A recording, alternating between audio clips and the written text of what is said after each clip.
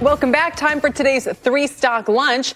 And we have Lee on set with us we really should have had lunch or cocktail. Anyway, first up, we have Microsoft today, which is among the top gainers on the Dow after Piper Sandler named it the highest conviction large cap name to own into year end. They also obviously just finalized their acquisition of video game publisher Activision Blizzard last week after months of regulatory hurdles. As I mentioned, Lee Munson is back on set with us. Here with our trades, he is president and CIO of Portfolio Wealth Advisors. All right, Microsoft, what do you do? Nobody has more hesitancy about buying the Magnificent Seven than me. I'm sort of a value-oriented player, but let's be real. This is a game changer. I think Copilot, which is this little add-on AI thing that's going to go onto Microsoft Office, I think that that's going to be where they're going to monetize over the next couple years. Now, here's the problem. There's a lot of people on the street are saying, well, they're losing money, $20 to $80 per person because it costs so much to do this AI stuff. Wow, is that true? They're going to It is. And so when you think about that type of money loss, I think that investors, next Tuesday we're going to see earnings. I think they're going to be much more put it this way, I think they're going to have the kid gloves on versus, say, Facebook with the metaverse. Because who cares about the metaverse? I want something that'll make me a better writer and better grammar so my wife doesn't have to edit all my CIO notes. So I think that the main thing is how are investors going to react to Azure, which we know is slowing down? It's second rate compared to Amazon Cloud.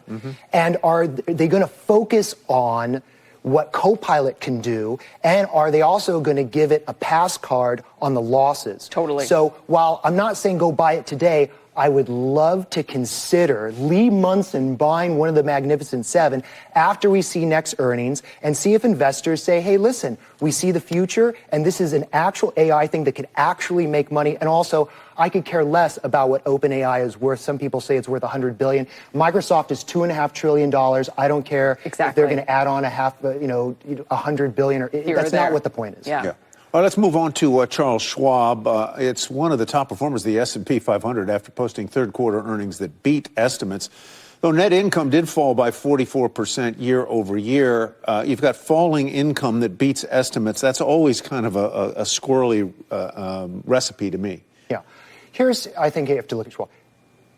As far as the banking situation, it's going to have more pain going forward until interest rates change. But I don't think that's what the story about Schwab is. It's down 35% for the year. They also, a lot of traders got spooked last month because their net new assets went negative. That's because of the merger with TD Ameritrade.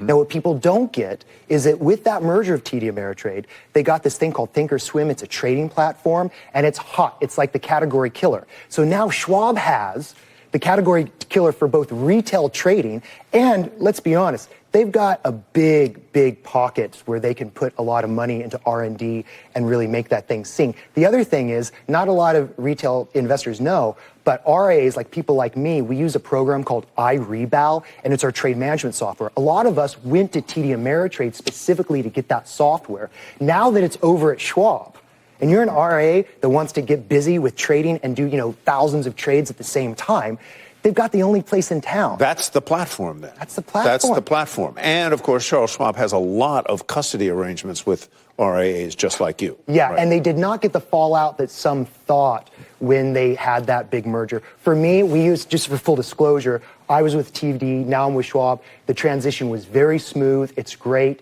and all the kinks got out very quickly. So I think that we're going to go back to net new assets going upward, and I think that you're going to continue. I mean, it's the category killer.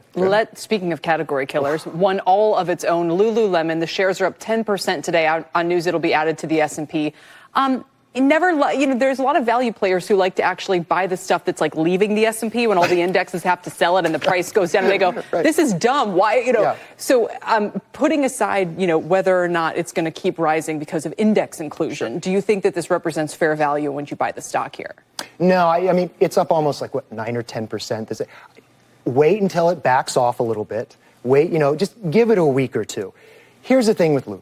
I understand if you look at the PE compared to, other firms, it's very high. But when you look at the cash flow, it's not as pricey as, say, it's as pricey as, say, a Nike. What I love about Lulu, and sometimes you just have to hold your nose and buy. When we go into a recession next year, there's going to be certain things that people are going to retain for their premium thing, right? They may trade down in other ways, but the two areas they're not going to trade down are their yoga clothes, right? And also, Nike, for instance. The cool thing about Lulu is my daughter loves this stuff. She's 15, and she is not put off by the fact that her father also likes Lululemon. She doesn't care. It's not a big deal. And I think so when you look at what you want to own going into recession, multiples aside, you have to decide what are people going to continue to pay a premium on. And I think that the Lulus of the world, I think the Starbucks of the world, I think the Nikes of the world, that's where you do it. So if you really want to be a value player, just wait for a bad week on Wall Street, hold your nose and buy. It's like the last 20 years. When Starbucks hits the skids, you buy a little bit because it never goes on. You go to the mall. You remember malls? I do go to the mall still. You malls? My 11-year-old son just discovered malls. He loves them. There are two stores that are always crowded. One is Lululemon. The other is the Apple Store. Say no more. I'm there. Lee Munson. Thanks, my friend. Thank you. All right. Still coming.